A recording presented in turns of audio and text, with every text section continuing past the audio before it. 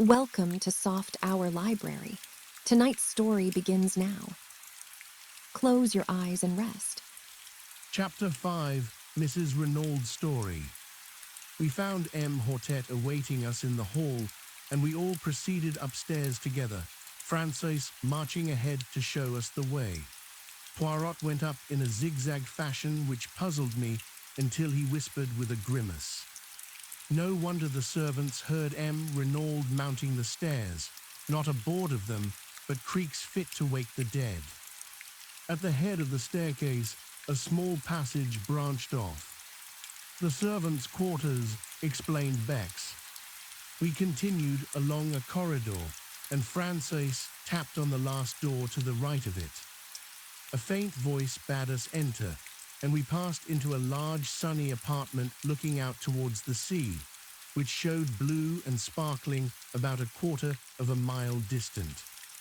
On a couch propped up with cushions and attended by Dr. Durand lay a tall, striking-looking woman. She was middle-aged, and her once dark hair was now almost entirely silvered, but the intense vitality and strength of her personality would have made itself felt anywhere. You knew at once that you were in the presence of what the French call une maîtresse femme. She greeted us with a dignified inclination of the head. "Pray be seated, messieurs." We took chairs, and the magistrate's clerk established himself at a round table. "I hope, madame," began M. Hortet, "that it will not distress you unduly to relate to us what occurred last night." "Not at all, monsieur. I know the value of time if these scoundrelly assassins are to be caught and punished."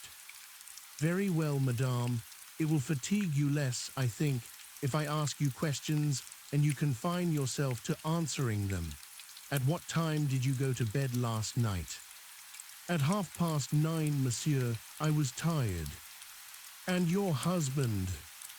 "About an hour later, I fancy." "Did he seem disturbed, upset in any way?" "No, not more than usual." "What happened then?" "We slept. I was awakened by a hand being pressed over my mouth. I tried to scream out, but the hand prevented me. There were 2 men in the room. They were both masked." "Can you describe them at all, madame?" "One was very tall and had a long black beard. The other was short and stout. His beard was reddish. They both wore hats pulled down over their eyes." "H.M.," said the magistrate thoughtfully, "too much beard, I fear." "You mean they were false?" "Yes, madame, but continue your story." "It was the short man who was holding me. He forced a gag into my mouth and then bound me with rope hand and foot. The other man was standing over my husband. He had caught up my little dagger paper knife from the dressing table and was holding it with the point just over his heart. When the short man had finished with me, he joined the other, and they forced my husband to get up and accompany them into the dressing room next door. I was nearly fainting with terror. Nevertheless, I listened desperately. They were speaking in too low a tone for me to hear what they said, but I recognized the language, a bastard Spanish such as is spoken in some parts of South America. They seemed to be demanding something from my husband, and presently they grew angry and their voices rose a little. I think the tall man was speaking. "You know what we want," he said. "The secret, where is it?" I do not know what my husband answered, but the other replied fiercely, "You lie, we know you have it."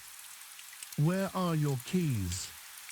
Then I heard sounds of drawers being pulled out.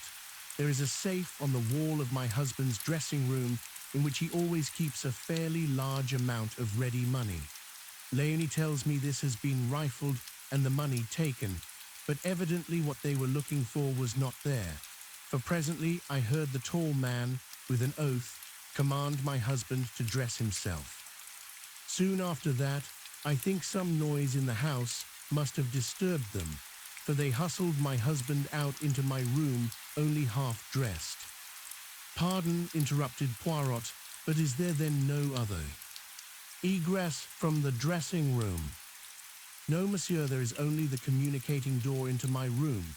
They hurried my husband through, the short man in front, and the tall man behind him with the dagger still in his hand. Paul tried to break away to come to me. I saw his agonized eyes. He turned to his captors. "I must speak to her," he said. Then, coming to the side of the bed, "It is all right, Eloise," he said. "Do not be afraid. I shall return before morning." But although he tried to make his voice confident, I could see the terror in his eyes. Then they hustled him out of the door, the tall man saying, "One sound, and you are a dead man, remember."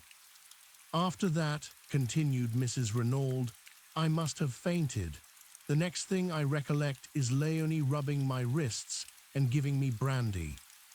"Madame Renaud," said the magistrate, "had you any idea what it was for which the assassins were searching?"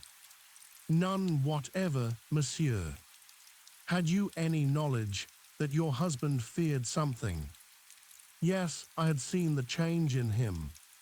"How long ago was that?" Mrs. Renaud reflected. 10 days, perhaps. Not longer. Possibly I only noticed it then. Did you question your husband at all as to the cause? Once he put me off evasively. Nevertheless, I was convinced that he was suffering some terrible anxiety. However, since he evidently wished to conceal the fact from me, I tried to pretend that I had noticed nothing. Were you aware that he had called in the services of a detective? "A detective?" exclaimed Mrs. Renaud, very much surprised. "Yes, this gentleman, M. Hercule Poirot," Poirot bowed. "He arrived today in response to a summons from your husband." And taking the letter written by M. Renaud from his pocket, he handed it to the lady. She read it with apparently genuine astonishment. "I had no idea of this. Evidently, he was fully cognizant of the danger. Now, madame, I will beg of you to be frank with me. Is there any incident in your husband's past life in South America which might throw light on his murder?" Mrs. Renaud reflected deeply, but at last shook her head. "I can think of none. Certainly my husband had many enemies, people he had got the better of in some way or another, but I can think of no one distinctive case. I do not say there is no such incident, only that I am not aware of it." The examining magistrate stroked his beard disconsolately. "And you can fix the time of this outrage?" "Yes, I distinctly remember hearing the clock on the mantelpiece strike 2. She nodded towards an 8-day traveling clock in a leather case which stood in the center of the chimney-piece. Poirot rose from his seat, scrutinized the clock carefully, and nodded, satisfied. "And here too," exclaimed M. Bex, "is a wrist watch, knocked off the dressing table by the assassins, without doubt, and smashed to atoms. Little did they know it would testify against them." Gently he picked away the fragments of broken glass. Suddenly, his face changed to one of utter stupefaction. "Mon Dieu," he ejaculated. "What is it?" "The hands of the watch point to 7 o'clock. "What?" cried the examining magistrate, astonished. But Poirot, deft as ever, took the broken trinket from the startled commissary and held it to his ear. Then he smiled. "The glass is broken, yes, but the watch itself is still going." The explanation of the mystery was greeted with a relieved smile, but the magistrate bethought him of another point. "But surely it is not 7 o'clock now." "No," said Poirot gently, "it is a few minutes after 5. Possibly the watch gains. Is that so, madame?" Mrs. Renaud was frowning perplexedly. "It does gain," she admitted, "but I've never known it to gain quite so much as that." With a gesture of impatience, the magistrate left the matter of the watch and proceeded with his interrogatory. "Madame, the front door was found ajar. It seems almost certain that the murderers entered that way, yet it has not been forced at all. Can you suggest any explanation?" Possibly my husband went out for a stroll the last thing and forgot to latch it when he came in. Is that a likely thing to happen? Very. My husband was the most absent-minded of men. There was a slight frown on her brow as she spoke, as though this trait in the dead man's character had at times vexed her.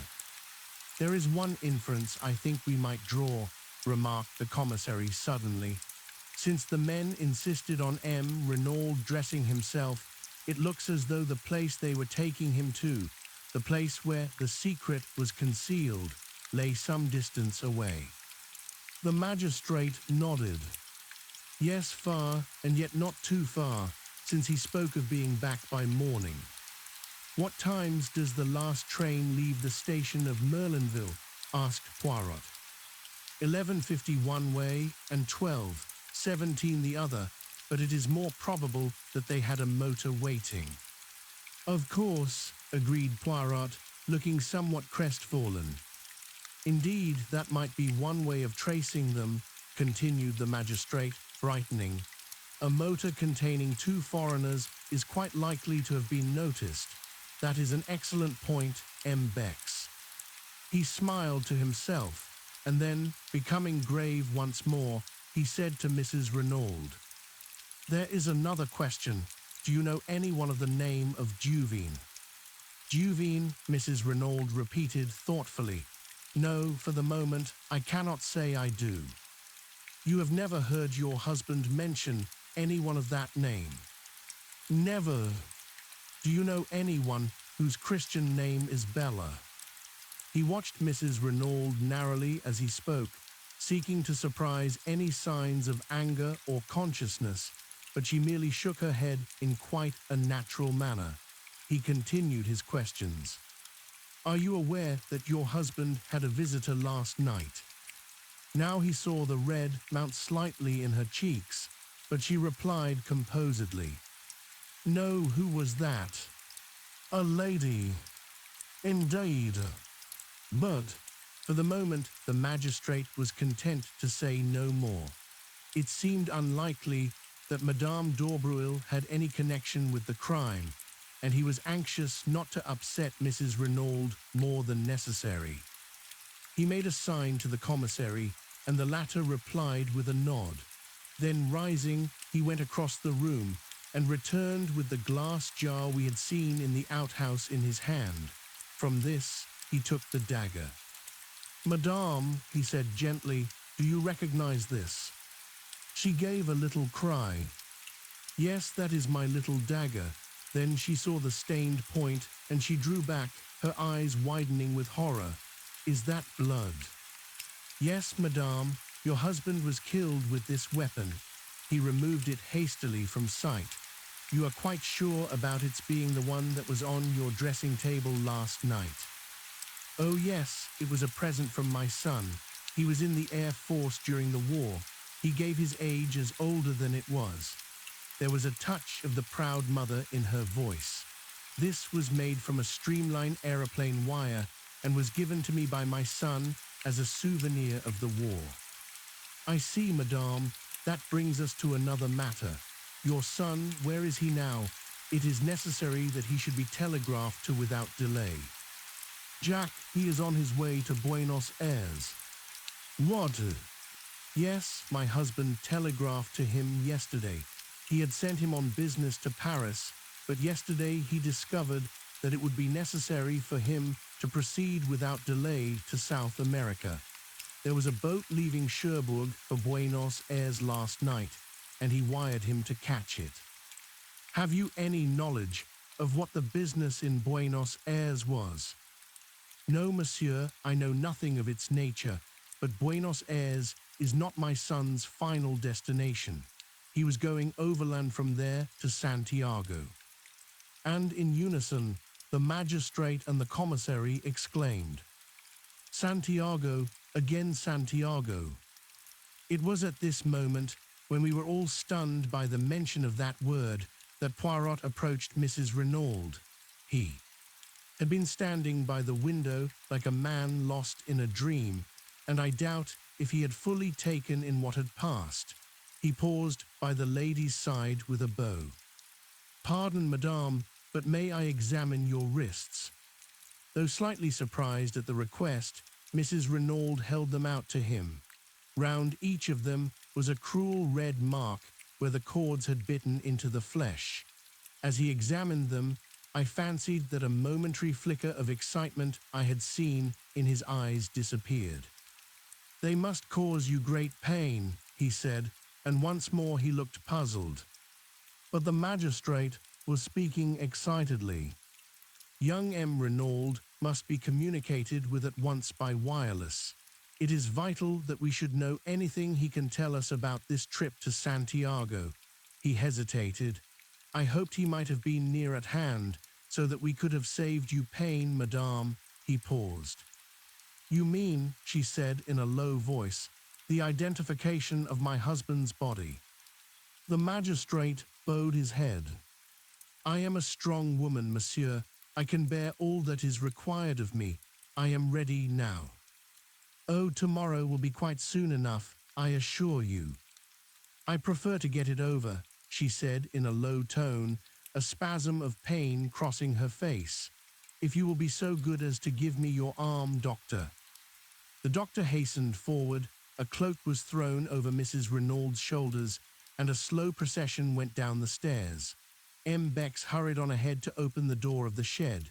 In a minute or two, Mrs. Renaud appeared in the doorway. She was very pale, but resolute. Behind her, M. Hortet was clacking commiserations and apologies like an animated hen. She raised her hand to her face. "A moment, messieurs, while I steel myself." She took her hand away and looked down at the dead man. Then the marvelous self-control which had upheld her so far deserted her. "Paul," she cried, "husband, oh God!" and pitching forward she fell unconscious to the ground. Instantly Poirot was beside her. He raised the lid of. Her eye felt her pulse. When he had satisfied himself that she had really fainted, he drew aside. He caught me by the arm. "I am an imbecile, my friend. If ever there was love and grief in a woman's voice, I heard it then. My little idea was all wrong. Eh bien, I must start again." Chapter 6. The Scene of the Crime. Between them, the doctor and M. Hortet carried the unconscious woman into the house. The commissary looked after them, shaking his head. "Pauvre femme," he murmured to himself. "The shock was too much for her. Well, we can do nothing. Now, M. Poirot, shall we visit the place where the crime was committed?" "If you please, M. Bex."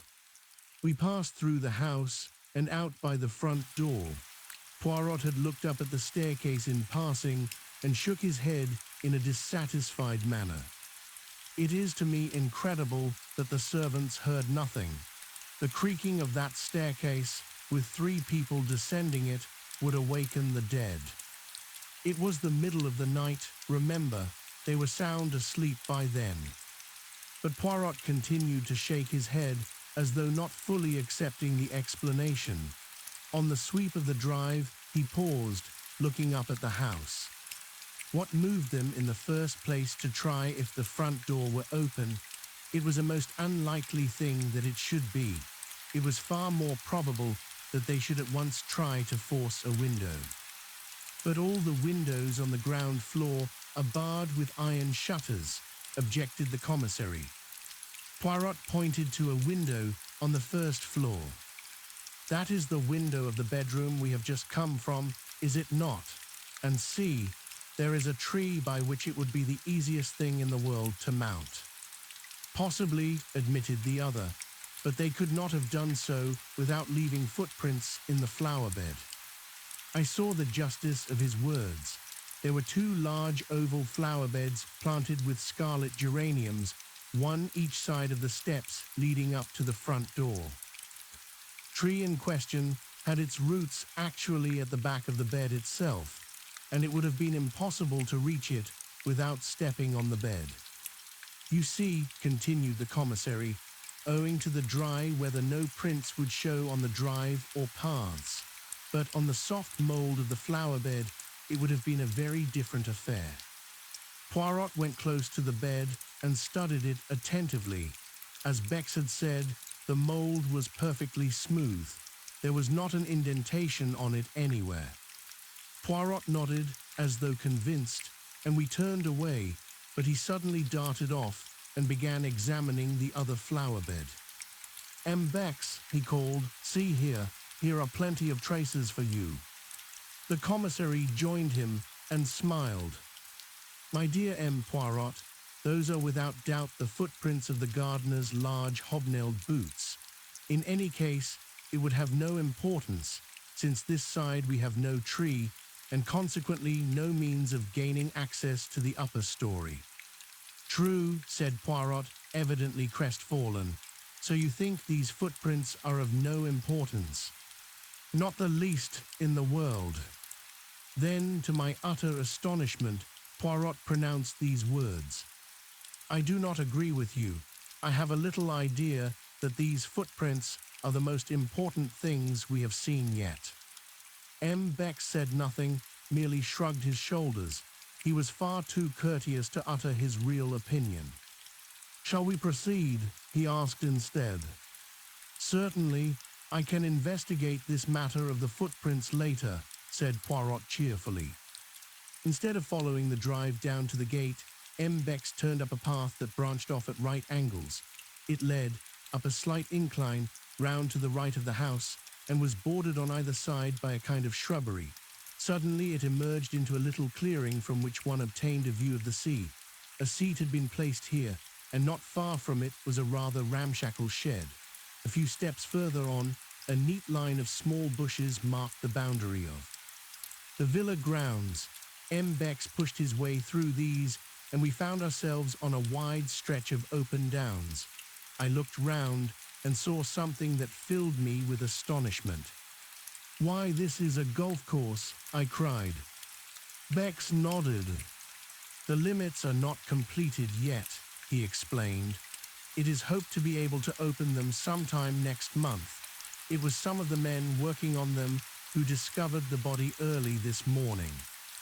I gave a gasp. A little to my left, where for the moment I had overlooked it, was a long narrow pit, and by it, face downwards, was the body of a man. For a moment, my heart gave a terrible leap, and I had a wild fancy that the tragedy had been duplicated.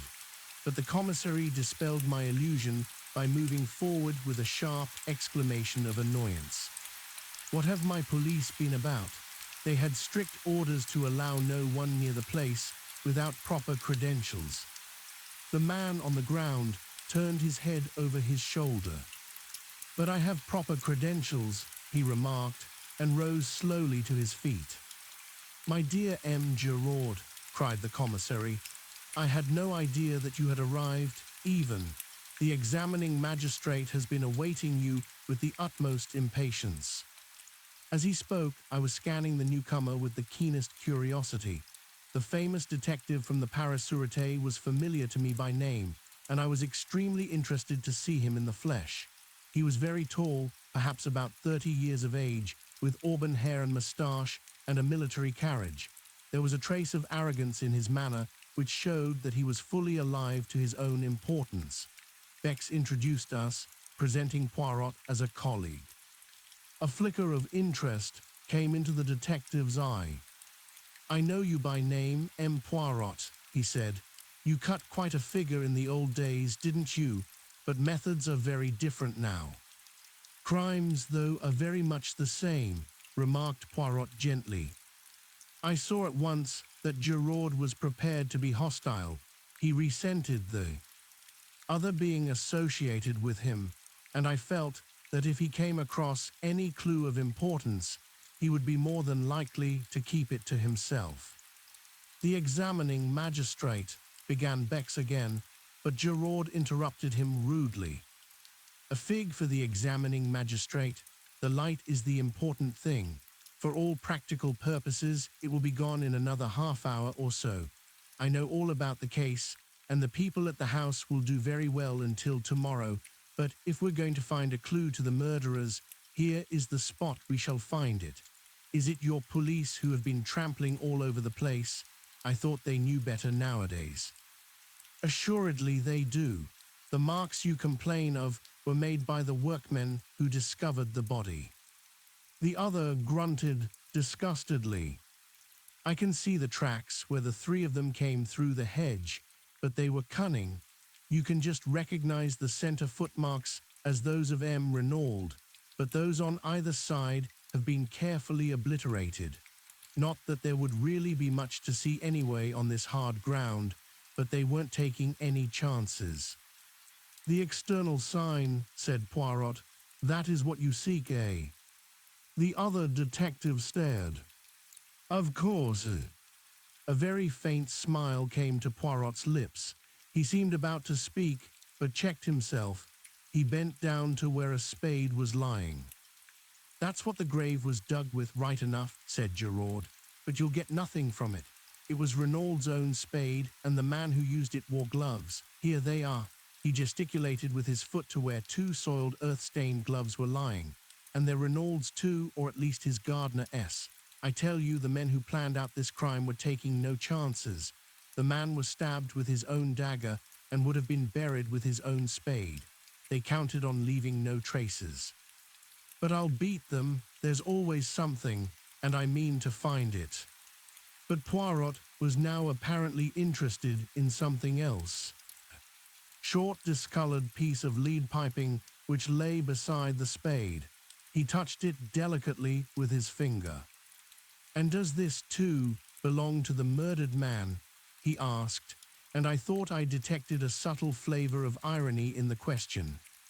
Giraud shrugged his shoulders to indicate that he neither knew nor cared. May have been lying around here for weeks. Anyway, it doesn't interest me. I, on the contrary, find it very interesting, said Poirot sweetly. I guessed that he was merely bent on annoying the Paris detective, and if so, he succeeded. The other turned away rudely, remarking that he had no time to waste, and bending down, he resumed his minute's search of the ground. Meanwhile, Poirot, as though struck by a sudden idea, stepped back over the boundary and tried the door of the little shed. That's locked, said Giraud over his shoulder, but it's only a place where the gardener keeps his rubbish. The spade didn't come from there, but from the tool shed up by the house. Marvelous, murmured M. Bex to me ecstatically. He has been here but half an hour, and he already knows everything. What a man! Undoubtedly Giraud is the greatest detective alive today. Although I disliked the detective heartily, I nevertheless was secretly impressed. Efficiency seemed to radiate from the man. I could not help feeling that, so far, Poirot had not greatly distinguished himself, and it vexed me. He seemed to be directing his attention to all sorts of silly, puerile points that had nothing to do with the case. Indeed, at this juncture, he suddenly asked, M. Bex, tell me, I pray you, the meaning of this whitewashed line that extends all round the grave. Is it a device of the police? No, M. Poirot, it is an affair of the golf course. It shows that there is here to be a bunker, as you call it. A bunker, Poirot turned to me. That is the irregular hole filled with sand and a bank at one side, is it not? I concurred. You do not play the golf, M. Poirot, inquired Bex. I never, what a game. He became excited. Figure to yourself, each hole it is of a different length. The obstacles, they are not arranged mathematically. Even the greens are frequently up one side. There is only one pleasing thing, the how do you call them, tee boxes, they at least are symmetrical. I could not refrain from a laugh at the way the game appeared to Poirot, and my little friend smiled at me affectionately, bearing no malice. Then he asked, But M. Renaud, without doubt he played the golf. Yes, he was a keen golfer.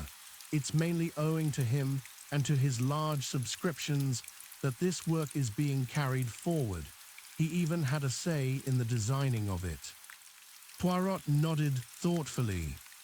Then he remarked, It was not a very good choice they made, of a spot to bury the body. When the men began to dig up the ground, all would have been discovered. Exactly, cried Gerard triumphantly, and that proves that they were strangers to the place. It's an excellent piece of indirect evidence. Yes, said Poirot doubtfully, no one who knew would bury a body there unless they wanted it to be discovered, and that is clearly absurd, is it not? Gerard did not even trouble to reply. Yes, said Poirot in a somewhat dissatisfied voice. Yes, undoubtedly absurd. Chapter 7. The Mysterious Madame d'Aubreuil. As we retraced our steps to the house, M. Bex excused himself for leaving us, explaining that he must immediately acquaint the examining magistrate with the fact of Gerard's arrival. Gerard himself had been obviously delighted when Poirot declared that he had seen all he wanted. The last thing we observed as we left the spot was Gerard crawling about on all fours with a thoroughness in his search that I could not but admire. Poirot guessed my thoughts, for as soon as we were alone, he remarked ironically, "At last you have seen the detective you admire, the human foxhound. Is it not so, my friend?" "At any rate, he's doing something," I said with asperity. "If there's anything to find, he'll find it. Now you." Bien, I also have found something, a piece of lead piping." "Nonsense, Poirot. You know very well that's got nothing to do with it. I meant little things, traces that may lead us infallibly to the murderers." "Mon ami, a clue of 2 feet long is every bit as valuable as one measuring 2 millimeters, but it is the romantic idea that all important clues must be infinitesimal. As to the piece of lead piping having nothing to do with the crime, you say that because Gerard told you so. No, as I was about to interpose a question, we will say no more. Leave Gerard to his search and me to my ideas. The case seems straightforward enough, and yet, mon ami, I am not satisfied. And do you know why? Because of the wrist watch that is 2 hours fast. And then there are several curious little points that do not seem to fit in. For instance, if the object of the murderers was revenge, why did they not stab Renaud in his sleep and have done with it? "They wanted the secret," I reminded him. Poirot brushed a speck of dust from his sleeve with a dissatisfied air. "Well, where is this secret? Presumably some distance away, since they wish him to dress himself.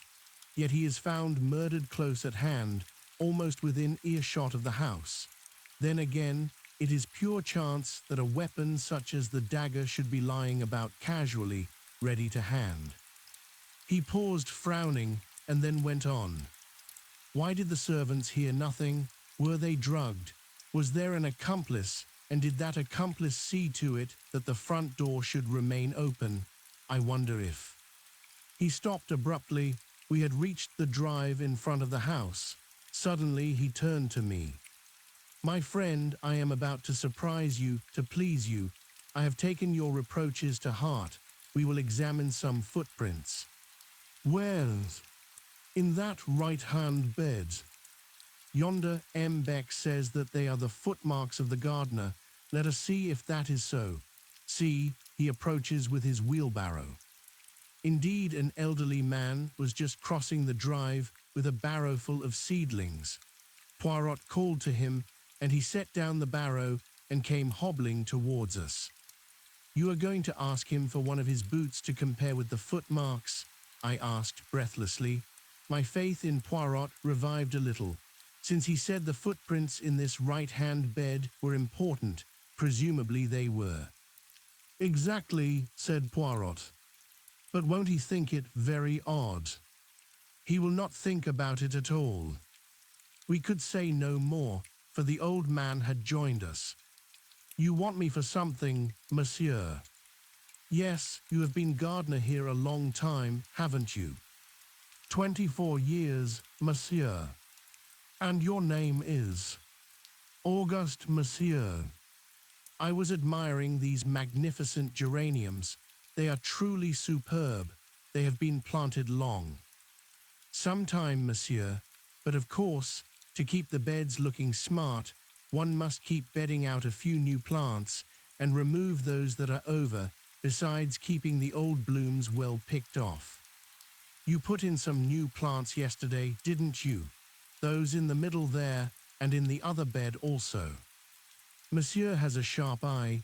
It takes always a day or so for them to pick up. Yes, I put 10 new plants in each bed last night. As Monsieur doubtless knows, one should not put in plants when the sun is hot. Auguste was charmed with Poirot's interest and was quite inclined to be garrulous. "That is a splendid specimen there," said Poirot, pointing. "Might I perhaps have a cutting of it?" "But certainly, monsieur." The old fellow stepped into the bed and carefully took a slip from the plant Poirot had admired. Poirot was profuse in his thanks, and Auguste departed to his barrow. "You see," said Poirot with a smile, as he bent over the bed to examine the indentation of the gardener's hobnailed boot. "It is quite simple. I did not realize that the foot would be inside the boot.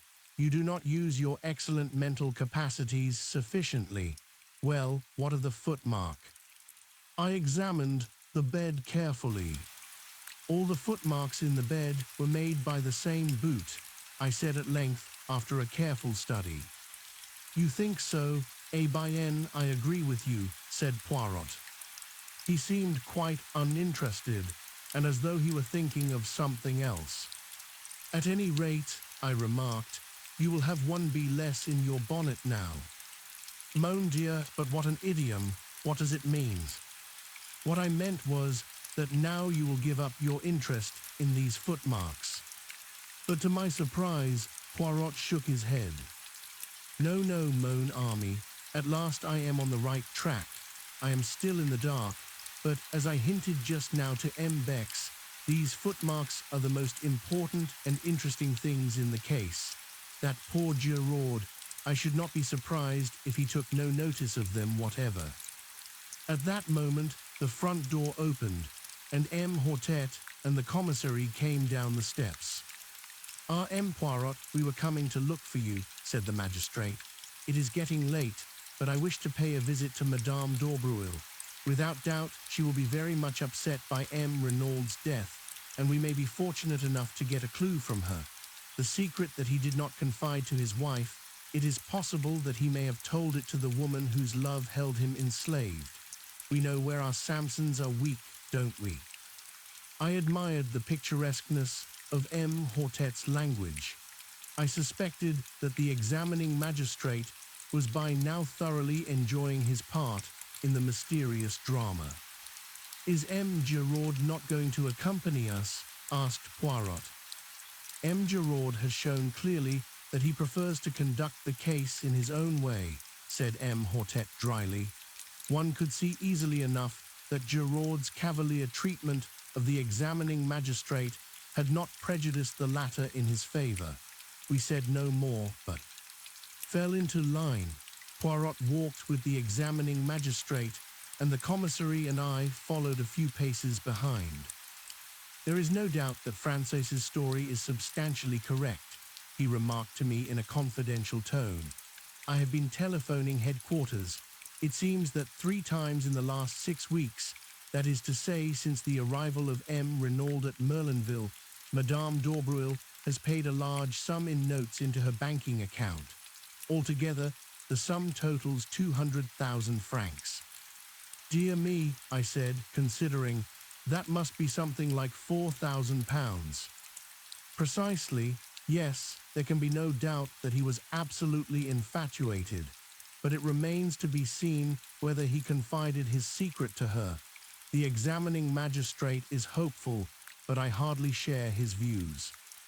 During this conversation, we were walking down the lane towards the fork in the road where our car had halted earlier in the afternoon, and in another moment I realized that the Villa Marguerite, the home of the mysterious Madame d'Aubreuil, was the small house from which the beautiful girl had emerged. "She has lived here for many years," said the commissary, nodding his head towards the house. "Very quietly, very unobtrusively, She seems to have no friends or relations other than the acquaintances she has made in Merlinville. She never refers to the past, nor to her husband. One does not even know if he is alive or dead. There is a mystery about her, you comprehend. I nodded, my interest growing. And the daughter, I ventured. A truly beautiful young girl, modest, devout, all that she should be. One pities her, for though she may know nothing of the past, a man who wants to ask her hand in marriage must necessarily inform himself. And then the commissary shrugged his shoulders cynically. But it would not be her fault, I cried with rising indignation. No, but what will you? A man is particular about his wife's antecedents.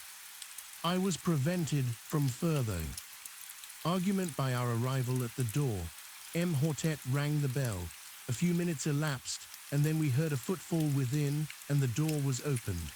On the threshold stood my young goddess of that afternoon. When she saw us, the color left her cheeks, leaving her deathly white, and her eyes widened with apprehension. There was no doubt about it, she was afraid. Mademoiselle d'Aubreuil, said M. Hortet, sweeping off his hat, we regret infinitely to disturb you, but the exigencies of the law, you comprehend. My compliments to Madame, your mother, and will she have the goodness to grant me a few moments' interview? For a moment the girl stood motionless. Her left hand was pressed to her side, as though to still the sudden unconquerable agitation of her heart. But she mastered herself and said in a low voice, I will go and see. Please come inside. She entered a room on the left of the hall, and we heard the low murmur of her voice. And then another voice, much the same in timbre, but with a slightly harder inflection behind its mellow roundness, said, But certainly ask them to enter. In another minute, we were face to face with the mysterious Madame d'Aubreuil. She was not nearly so tall as her daughter, and the rounded curves of her figure had all the grace of full maturity. Her hair, again unlike her daughter's, was dark and parted in the middle in the Madonna style. Her eyes, half hidden by the drooping lids, were blue. There was a dimple in the round chin, and the half-parted lips seemed always to hover on the verge of a mysterious smile. There was something almost exaggeratedly feminine about her, at once yielding and seductive. Though very well preserved, she was certainly no longer young, but her charm was of the quality which is independent of age. Standing there in her black dress with the fresh white collar and cuffs, her hands clasped together, she looked subtly appealing and helpless. You wish to see me, monsieur? She asked. Yes. Madame, M. Hortet cleared his throat. I am investigating the death of M. Renaud. You have heard of it, no doubt. She bowed her head without speaking. Her expression did not change.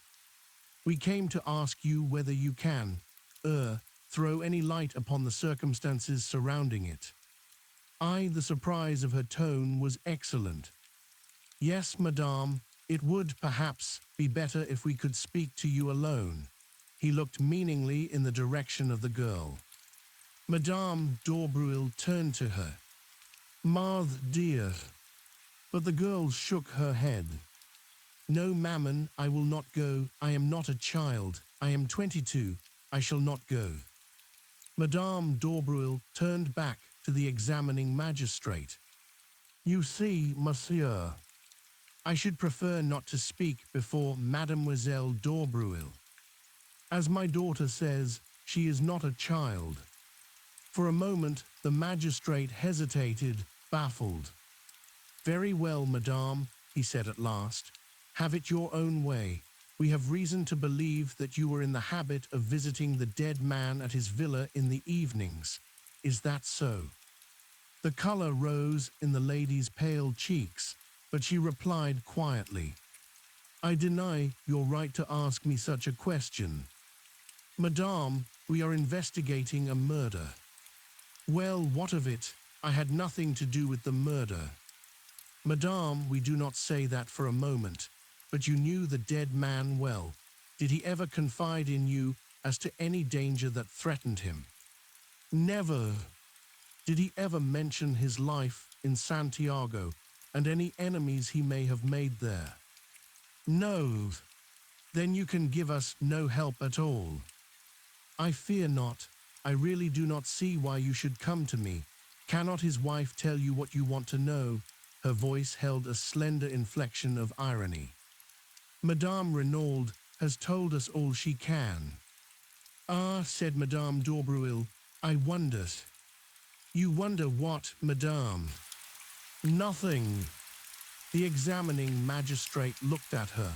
He was aware that he was fighting a duel and that he had no mean antagonist. You persist in your statement that M. Renaud confided nothing in you. Why should you think it likely that he should confide in me? Because, Madame, said M. Hortet, with calculated brutality, a man tells to his mistress what he does not always tell to his wife. Ah, she sprang forward, her eyes flashed fire. Monsieur, you insult me, and before my daughter, I can tell you nothing. Have the goodness to leave my house. The honors undoubtedly rested with the lady. We left the Villa Marguerite like a shamefaced pack of schoolboys. The magistrate muttered angry ejaculations to himself. Poirot seemed lost in thought. Suddenly he came out of his reverie with a start and inquired of M. Hortet if there was a good hotel near at hand.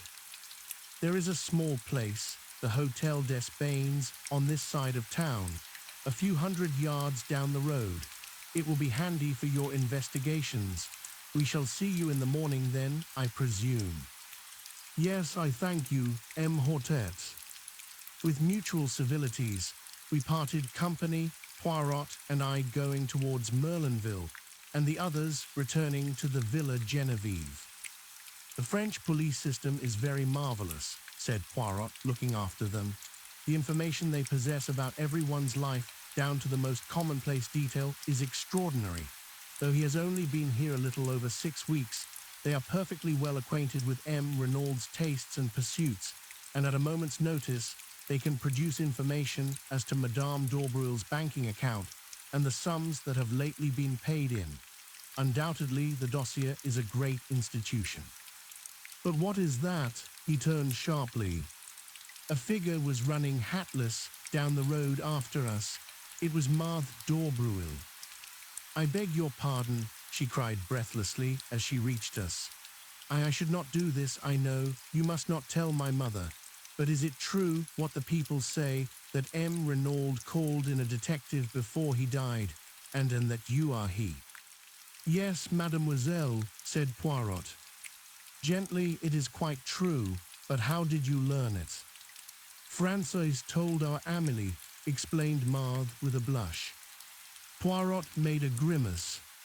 The secrecy, it is impossible in an affair of this kind, not that it matters. Well, mademoiselle, what is it you want to know? The girl hesitated. She seemed longing, yet fearing to speak. At last, almost in a whisper, she asked, Is anyone suspected? Poirot eyed her keenly. Then he replied evasively, Suspicion is in the air at present, mademoiselle. Yes, I know, but anyone in particular? Why do you want to know? The girl seemed frightened by the question. All at once, Poirot's words about her earlier in the day recurred to me. The girl with the anxious eyes. M. Renaud was always very kind to me, she replied at last. It is natural that I should be interested. I see, said Poirot. Well, mademoiselle, suspicion at present is hovering round 2 persons. 2.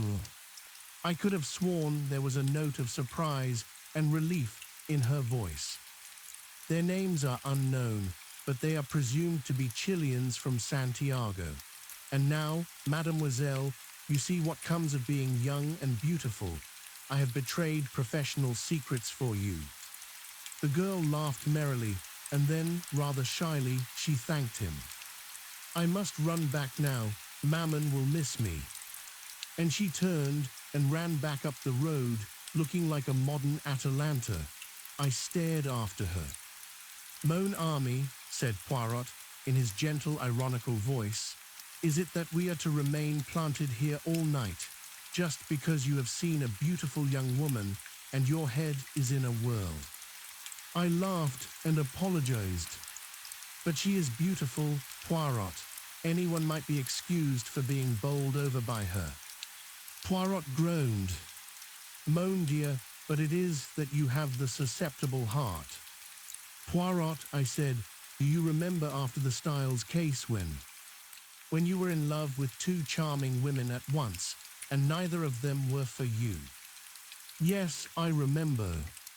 You consoled me by saying that perhaps someday we should hunt together again, and that then." "Eh bien. Well, we are hunting together again, and," I paused, and laughed rather self-consciously. But to my surprise, Poirot shook his head very earnestly. "Ah, mon ami, do not set your heart on Marthe d'Aubreuil. She is not for you, that one. Take it from Papa Poirot." "Why," I cried, "the commissary assured me that she was as good as she is beautiful, a perfect angel." "Some of the greatest criminals I have known had the faces of angels," remarked Poirot cheerfully.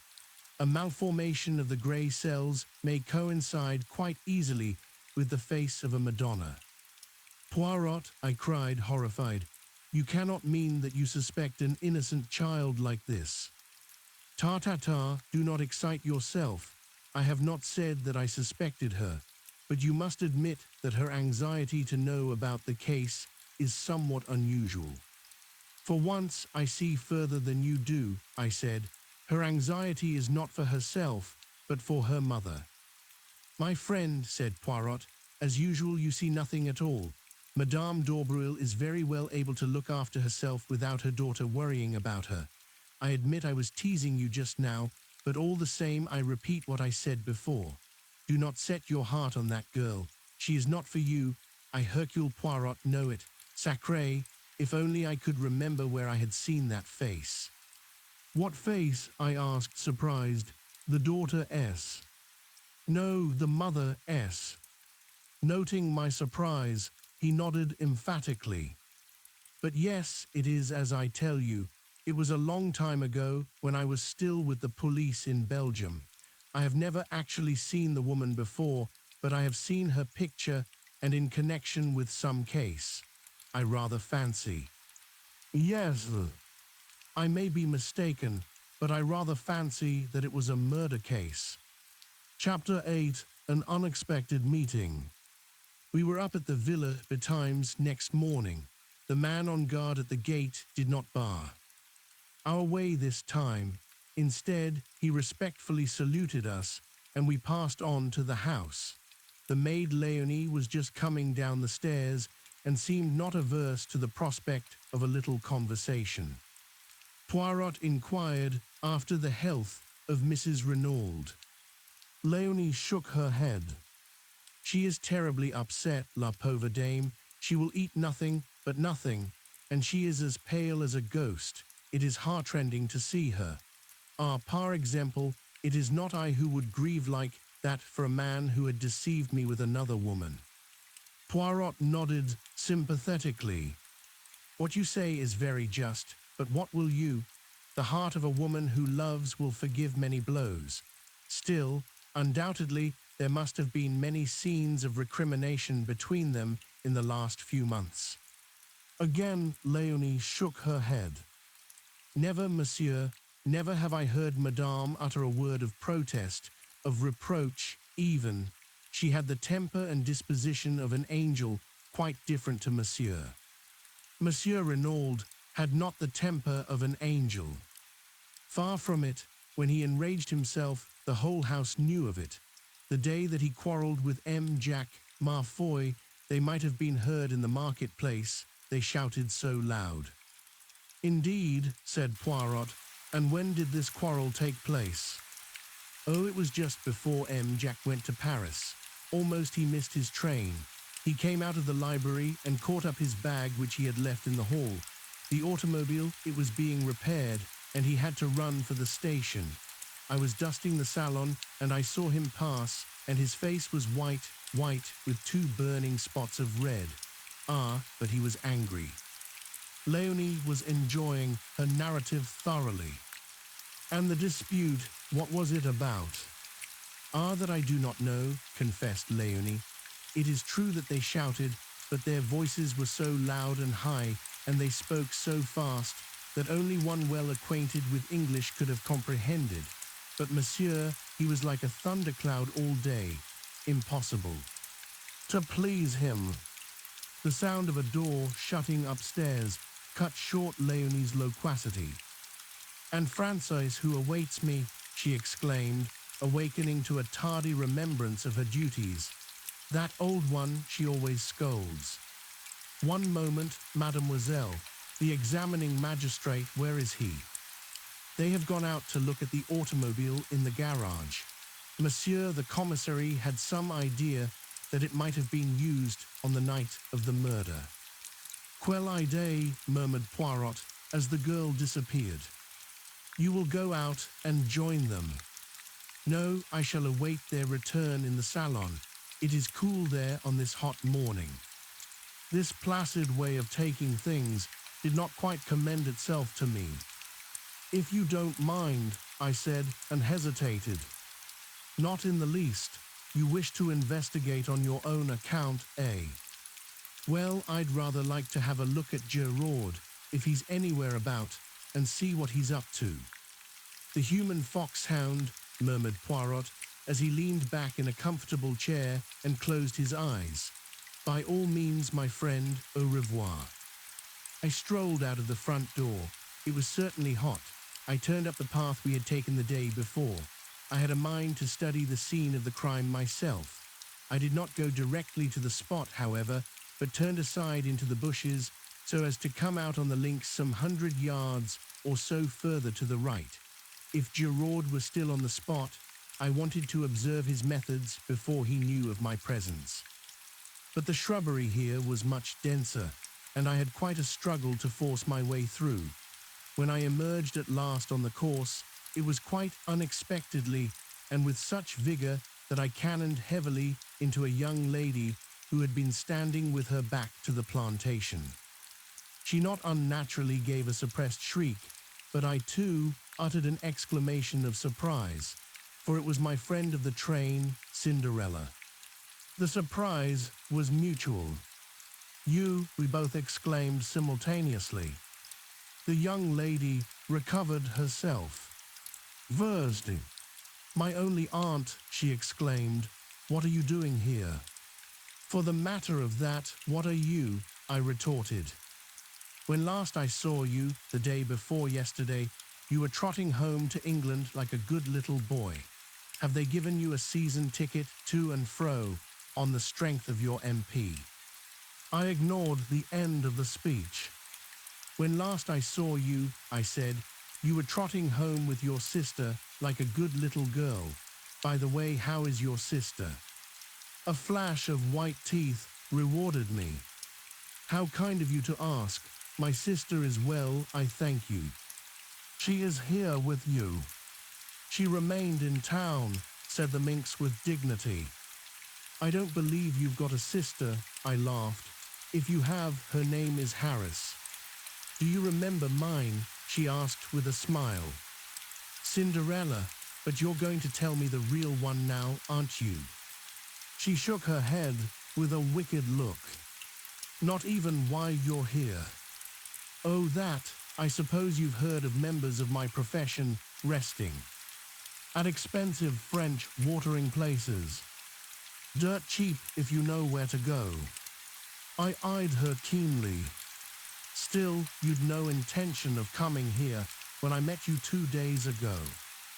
We all have our disappointments, said Miss Cinderella sententiously.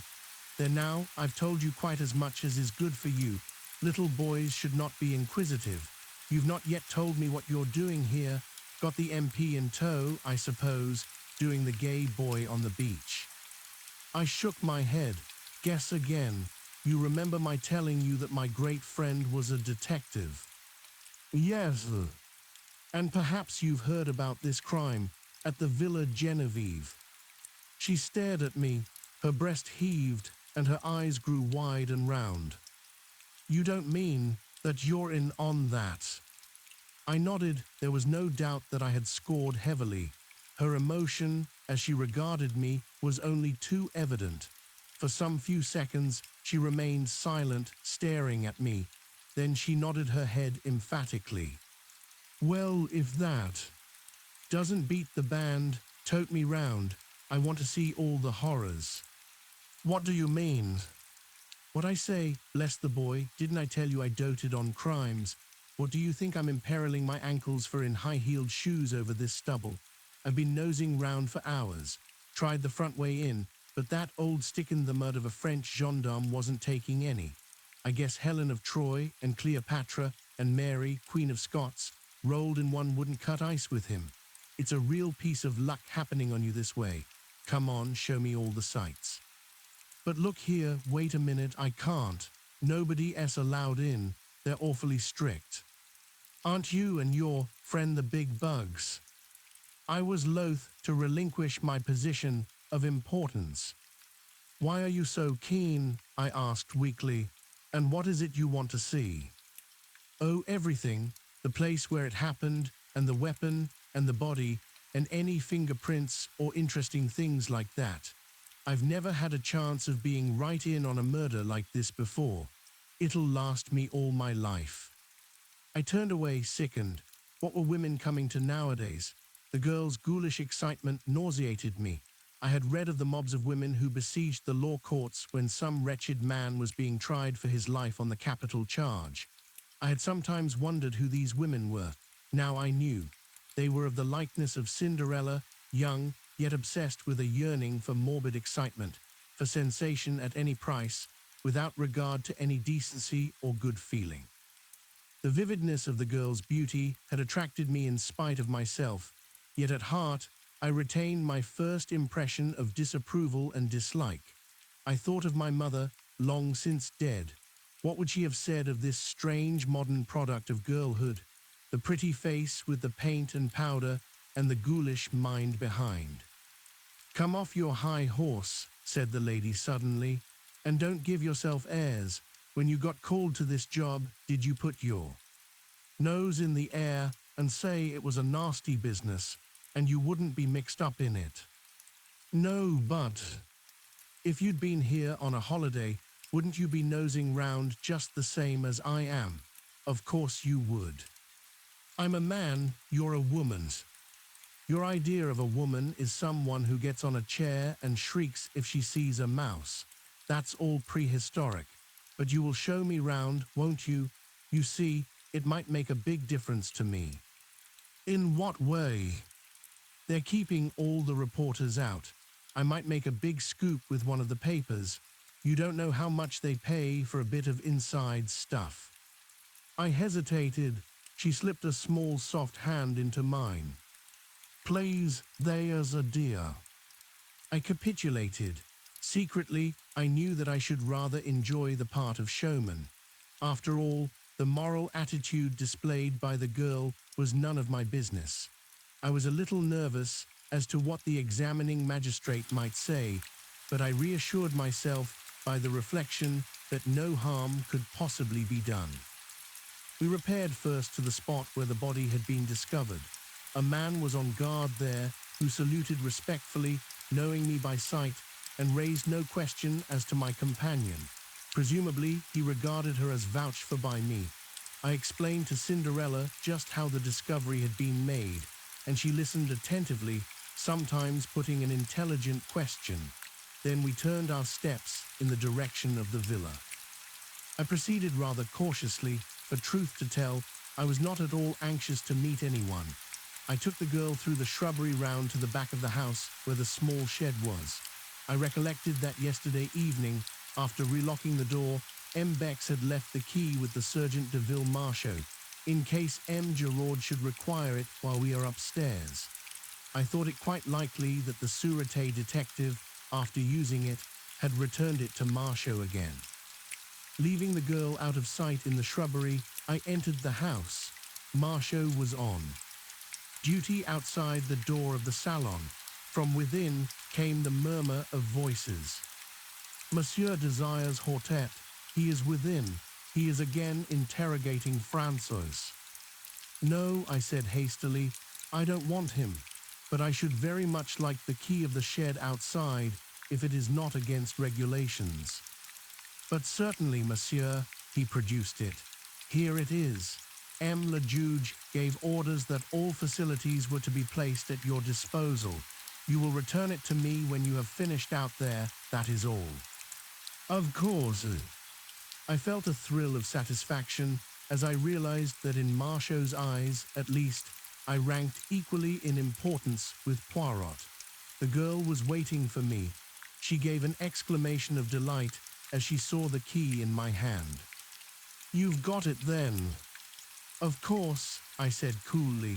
All the same, you know, what I'm doing is highly irregular. You've been a perfect duck, and I shan't forget it. Come along. They can't see us from the house, can they? Wait a minute, I arrested her eager advance. I won't stop you if you really wish to go in, but do you? You've seen the grave and the grounds, and you've heard all the details of the affair. Isn't that enough for you? This is going to be gruesome, you know, and unpleasant.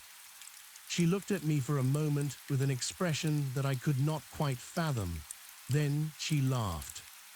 Me for the horrors, she said. Come along. In silence, we arrived at the door of the shed. I opened it and we passed in. I walked over to the body and gently pulled down the sheet as M. Bex had done the preceding afternoon. A little gasping sound escaped from the girl's lips, and I turned and looked at her. There was horror on her face now, and those debonair high spirits of hers were quenched utterly. She had not chosen to listen to my advice, and she was punished now for her disregard of it. I felt singularly merciless towards her. She should go through with it now. I turned the corpse gently over. You see, I said, he was stabbed. In the back. Her voice was almost soundless. With what? I nodded towards the glass jar. That dago. Suddenly the girl reeled and then sank down in a heap. I sprang to her assistance. You are faint, come out of here. It has been too much for you. Water, she murmured, quick water. I left her and rushed into the house. Fortunately, none of the servants were about, and I was able to secure a glass of water unobserved and add a few drops of brandy from a pocket flask. In a few minutes, I was back again. The girl was lying as I had left her, but a few sips of the brandy and water revived her in a marvelous manner. Take me out of here, oh, quickly, quickly, she cried, shuddering. Supporting her with my arm, I led her out into the air, and she pulled the door to behind her. Then she drew a deep breath. That's better. Oh, it was horrible. Why did you ever let me go in? I felt this to be so feminine that I could not forbear a smile. Secretly, I was not dissatisfied with her collapse. It proved that she was not quite so callous as I had thought her. After all, she was little more than a child, and her curiosity had probably been of the unthinking order. I did my best to stop you, you know, I said gently. I suppose you did. Well, goodbye. Look here, you can't start off like that, all alone. You're not fit for it. I insist on accompanying you back to Merlinville.